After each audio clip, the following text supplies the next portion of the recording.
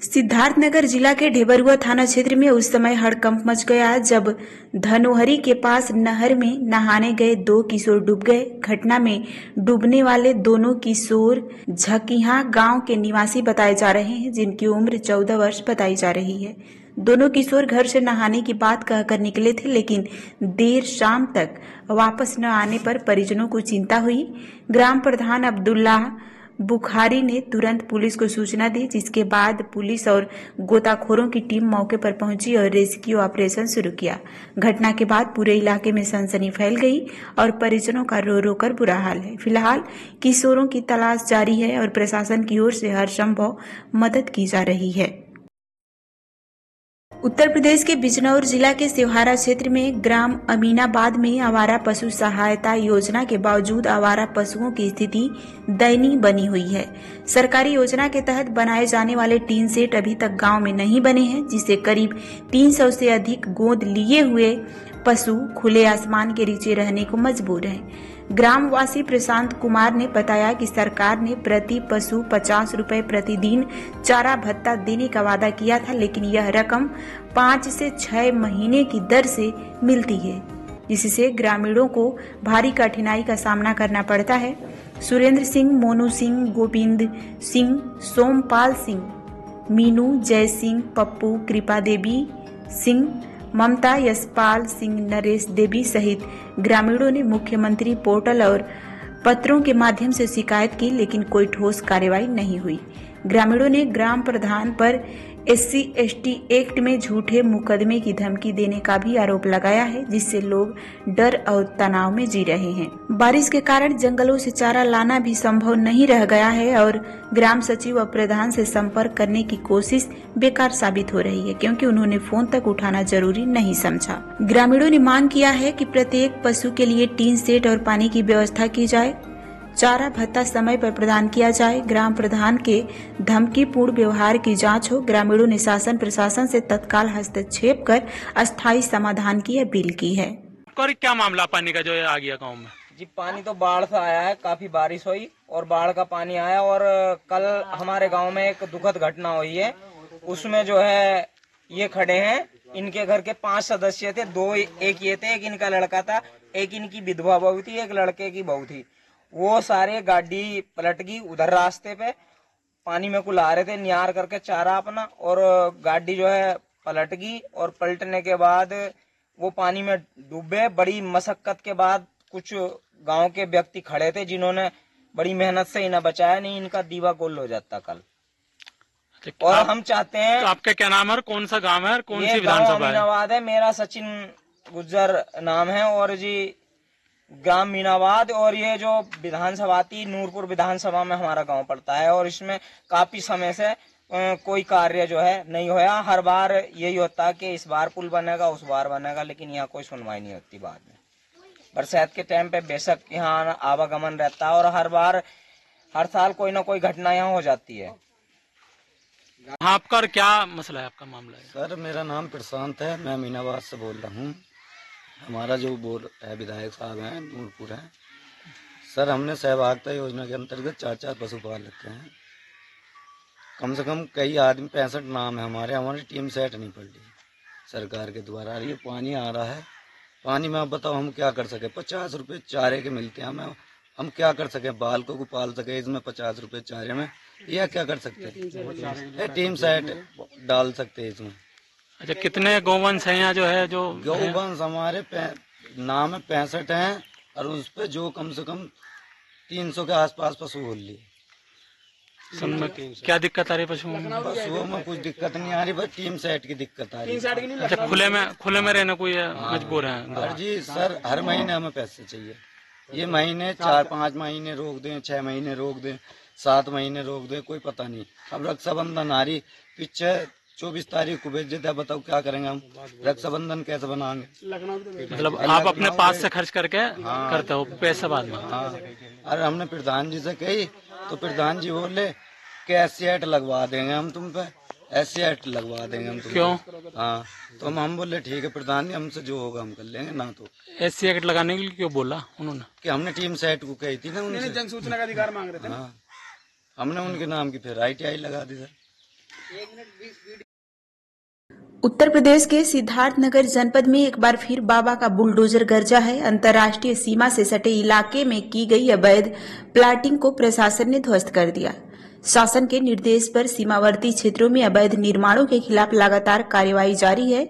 इसी क्रम में सोहरतगढ़ तहसील के खुनुआ बॉर्डर के पास नो मेंस लैंड में अवैध रूप से की गई प्लाटिंग को आज पुलिस और प्रशासन की मौजूदगी में तोड़ दिया गया। कार्रवाई के दौरान प्लाटर और खरीदारों ने नुकसान का हवाला देते हुए विरोध किया और दस्तावेज दुरुस्त करने की मांग की, लेकिन मौके पर मौजूद अपर जिलाधिकारी ने स्पष्ट कर दिया है कि यह कार्रवाई शासन के निर्देशानुसार की जा रही है। अंततः अवैध प्लाटिंग को नियम के तहत जमींदोज कर दिया गया और अधिकारियों ने दोहराया कि आगे भी ऐसी गतिविधियों पर सख्त कार्रवाई जारी रहेगी। सर, आज नो मेंस लैंड के समीप जो भी अवैध रूप से प्लाटिंग के लिए उनको ध्वस्त किया जाता है, क्या है प्लान? देखिए, ये हम लोग कुआं पे हैं, कुआं बॉर्डर के पास है, नेपाल सीमा से कटा हुआ ये जगह है और यहाँ पर नो मेंस लैंड के कटे हुए अवैध रूप से प्लाटिंग की गई थी। जहाँ पर अनुमति की तरफ से शिकायत हुई थी और शिकायत के क्रम में उन्होंने जांच की, जांच में पाया गया कि बिना अनुमति के अवैध रूप से प्लाटिंग की गई है। इसी क्रम में ये अवैध प्लाटिंग आज तोड़ी गई है। तो सर, ऐसे तो इस बॉर्डर पर अगर बॉर्डर के पैरेलल देखा जाए कई जगह है, क्या सब पर कार्रवाई? नहीं, हम लोग इसकी जांच करा रहे हैं। जहाँ जहाँ पर इस तरीके के हैं वहाँ पर लगातार कार्रवाइयाँ होती रहेंगी। सर, शासन का निर्देश क्या है, कितनी दूरी होनी चाहिए? सिद्धार्थनगर जिला के तहसील सोहरतगढ़ में निर्माणाधीन लाइब्रेरी के अंदर मिली बिहार निवासी मजदूर महिला की हत्या का सफल खुलासा आज पुलिस अधीक्षक डॉक्टर अभिषेक अग्रवाल ने किया। आपको बता दें कि 4 अगस्त को लाइब्रेरी परिसर में तेज बदबू आने की सूचना पर पुलिस ने मौके पर पहुंचकर जमीन की खुदाई कराई, जिसमें एक महिला की लाश बरामद हुई। पुलिस ने मामला को गंभीरता से लेते हुए सूत्रों और सर्विलांस की मदद से आरोपी शिव बालक को गिरफ्तार कर लिया है, जो मृतक के ही गांव का रहने वाला है। पूछताछ में सामने आया कि दोनों के बीच प्रेम संबंध थे और मृतका गर्भवती थी। आरोपी को शक था कि गर्भ किसी और का है। इसी के शक में दोनों के बीच विवाद हुआ। गुस्से में आकर आरोपी ने सीमेंट के चक्के से महिला के सिर पर वार कर उसकी हत्या कर दी और लाश को जमीन में दफन कर दिया। रात भर वहीं रुका और सुबह बिहार भाग गया। पुलिस ने आरोपी को गिरफ्तार कर जेल भेज दिया है। इस सफल अनावरण पर पुलिस अधीक्षक ने जांच टीम को नगद इनाम देकर सम्मानित किया है। सर, सोहरतगढ़ में एक लाश मिली थी, क्या है पूरा मामला? देखिए, 4 अगस्त को सुबह एक सोहरतगढ़ में सूचना है कि वहाँ पे एक निर्माणाधीन लाइब्रेरी है और उस लाइब्रेरी में एक महिला की लाश दफन होने की बात प्रकाश में है। इस सूचना पे सोहरतगढ़ पुलिस और सीनियर अधिकारी मौके पे पहुंचे और वहाँ से एक मृतका की लाश मिली और वहाँ जो बाकी अन्य मजदूर काम कर रहे थे उन्होंने उस मृतका की शिनाख्त की। इस कार्रवाई पे थाना सोहरतगढ़ पे मुकदमा अपराध संख्या 124/2025 पंजीकृत किया गया, धारा 103(1) और 238 BNS में। उसके बाद विवेचना के दौरान उसकी पहचान हुई। जो मृतका है वो 27 वर्षीय महिला है, पुत्री स्वर्गीय रूप नारायण मांझी और ये रहने वाली है हर कटवा, थाना बोनोहा, जिला वेस्ट चंपारण, बेतिया पड़ता है, बिहार में। उसके बाद विवेचना आगे बढ़ी। फिर ये बात सामने प्रकाश में आई कि जो अभियुक्त है जिसके द्वारा ये पूरी घटना को अंजाम दिया गया उसका नाम है शिव बालक। ये भी 27 वर्ष का है, पुत्र हरिनाथ राम, निवासी सिंहासनी, थाना सोहोदरा, जिला वेस्ट चंपारण, बिहार। घटना का क्रम इसमें ये है कि इन दोनों का एक संबंध था कुछ महीनों से और ये जो महिला है 27 वर्षीय, ये विवाहिता थी और कई महीनों पहले इसका अपने परिवार से, अपने पति से रिश्ता टूट चुका था और ये जो अभियुक्त है शिव बालक, इसके साथ यहाँ पे मजदूरी करने आई थी। दोनों के बीच में संबंध रहा। जो अभियुक्त है वो अनमैरिड है। उसके बाद अभियुक्त के द्वारा कबूला गया और बताया गया कि ये जो महिला थी इसके साथ मेरा संबंध था, ये प्रेग्नेंट हो गई थी और 29 जुलाई की रात को हमारा विवाद हुआ है और मैंने इसे कहा कि ये बच्चा मुझे नहीं चाहिए, इसको अबॉर्शन करा दिया जाए। तो ये महिला जो थी मानने को तैयार नहीं थी। इसलिए जब ये सो रही थी तो मैंने गुस्से में आके वहीं के जो निर्माणाधीन लाइब्रेरी है, एक सीमेंट का एक बड़ा सा पत्थर पड़ा था, उससे इसके सर पे प्रहार किया। इसकी मृत्यु हो गई और वहीं पे मैंने इसकी बॉडी को दफना दिया। उसके बाद मैं सबको ये बोल के चला गया कि मैं और जो ये महिला है कहीं और जाके मजदूरी करेंगे। फिर ये वहाँ से भाग गया है। फिर जरिए मुखबिर और पुलिस की SOG की सर्वेलेंस की टीमों द्वारा इसको गिरफ्तार करके आज न्यायालय भेजा जा रहा है। पोस्टमार्टम में भी ये क्लियर हो गया है जो महिला की मृत्यु है वो एंटीमॉर्टम इंजरी से हुई है और उसके पेट में एक बच्चे का होना भी पाया गया। सर अभी गिरफ्तारी कहाँ से और क्या क्या? देखिए जरिए मुखबिर और बाकी SOG सर्वेलेंस की टीम की मदद से गिरफ्तारी इसकी हुई। क्या सर महिला के पास कोई और बच्चे हैं पहले से? सुनने में आया एक बच्चा है उसका पहले से। सुप्रीम कोर्ट ने शिक्षा के अधिकार कानून RTE एक्ट के तहत एक ऐतिहासिक आदेश जारी करते हुए सभी राज्य और केंद्र शासित प्रदेशों को निर्देश दिया है कि वे अनाथ बच्चों को निजी स्कूल में मुफ्त शिक्षा देने के लिए वंचित समूह की श्रेणी में शामिल करें।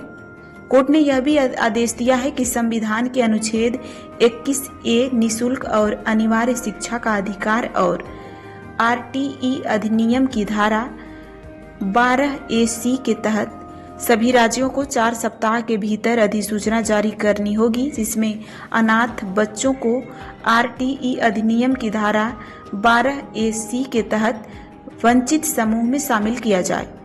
25% आरक्षित सीटों पर इन बच्चों को निजी स्कूलों में मुफ्त शिक्षा दी जाए। दिल्ली, मेघालय, सिक्किम, अरुणाचल प्रदेश और गुजरात पहले ही इस संबंध में अधिसूचना जारी कर चुके हैं। अब बाकी सभी राज्यों और केंद्र शासित प्रदेशों को भी ऐसा करना होगा। अधिसूचना जारी होने के बाद सभी राज्य सुप्रीम कोर्ट को इसकी जानकारी देंगे। सुनवाई के दौरान जस्टिस BB नागरत्ना और जस्टिस KV विश्वनाथन की पीठ ने कहा है कि जो राज्य पहले ही अधिसूचना जारी कर चुके हैं वे एक मिसाल हैं। बाकी राज्यों को यह कदम उठाना चाहिए ताकि कोई भी बच्चा अनाथ शिक्षा के अधिकार से वंचित न रहे।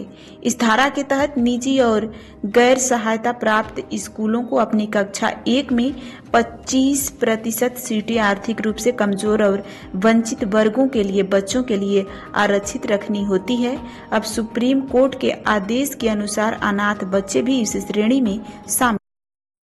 बिहार के वैशाली जिला के लालगंज प्रखंड स्थित सिरसा राम राय गांव में सावन मास के अंतिम बुधवार को एक अनोखी धार्मिक परंपरा निभाई गई जिसे देखने और समझने हजारों श्रद्धालु उमड़ पड़े। यहां गांव की महिलाओं हजारों की संख्या में देवी माई के गह्वर परिसर में इकट्ठा हुई और करीब 150 मिट्टी के चूल्हों पर आम की लकड़ी से प्रसाद रोट तैयार की। हर महिला अपने हाथ से चूल्हा बनाती है और उसमें जलावन जलाकर श्रद्धा के प्रसाद बनाकर देवी माई को अर्पित करती हैं। यह आयोजन गांव के कुल देवता के पूजन के रूप में मनाया जाता है जिसकी परंपरा पूर्वजों के समय से चली आ रही है। शाम को महिला दीप जलाकर माई के सुख समृद्धि भाईचारा और प्रेम की कामना करती हैं। खास बात यह है कि इन दिन गांव की बेटियां भी ससुराल से मायके लौट आती हैं और पर्व में सक्रिय भागीदारी निभाती हैं। ग्रामीणों ने बताया कि यह प्रसाद माई को अर्पण कर वहीं छोड़ दिया जाता है जिससे अगले दिन विनती कर प्रसाद के रूप में ग्रहण किया जाता है। यह अनूठी परंपरा आज भी पूरी श्रद्धा, आस्था और सामाजिक सहयोग के साथ निभाई जाती है जो गांव के सांस्कृतिक एकता और धार्मिक समर्पण का प्रतीक बन चुकी है। ये कुल देवता की पूजा होती है और गांव भर के सारे लोग एक जगह इकट्ठा होकर मैं जब से जन्म लिया हूँ तब से देख रहा हूँ कि यही पूजा होती है और यह हमारे यहाँ का एक अनोखा परंपरा भी है क्योंकि इस परंपरा में, इस त्यौहार में गांव के बाहर के भी लोग शामिल होते हैं और साथ ही साथ और भी अन्य सारे जितने रिश्ते नातेदारी संबंध सभी लोग आते हैं, एक साथ मिलजुल कर प्रसाद बनाते हैं और देखने में यह बहुत ही अच्छा लगता है और एक अलग परंपरा लगता है कि कुछ न कुछ है यहाँ, कुछ कोई शक्ति है, कोई पावर है, कोई एनर्जी है। जो यहाँ पर कितने लगता है कि कितना चूल्हा भी बैठा होगा, कितने चूल्हे बैठे 100 के आसपास, 100 से ऊपर चूल्हे हैं और मिट्टी के लकड़ी जलावन से बनाया जा रहा है। देखने को लग रहा है जैसे कि गांव की बेटियां भी जो ससुराल से यहाँ पहुंची हैं। एकदम आप कहना सही है, गांव की बेटियां भी आती है, जितने भी रिलेशन में हैं, जो भी जुड़े हुए हैं, जो जानते हैं इस परंपरा को, बाहर से अवश्य आते हैं, शामिल होते हैं और साथ पाते हैं। अपना नाम बताइएगा, गाँव बताइएगा। मेरा नाम सुभाष चंद्र हुआ, गाँव से सराम है। तो ये क्या है, ये आप लोग पूजा होता है और क्या है? कौन चीज की पूजा है ये? और का पूजा है। मतलब कुल देवता का है ना? आप कहाँ से आई हैं? मायके का कुल देवता आपका है। ससुराल कहाँ हुआ? आसनसोल जो है, इतना दूर से आप आई हैं, यहाँ से आस्था जुड़ा हुआ है, भक्ति जुड़ा हुआ है, क्या लगता है यहाँ के मन्नत पूरा होता है? क्या नाम हुआ आपका?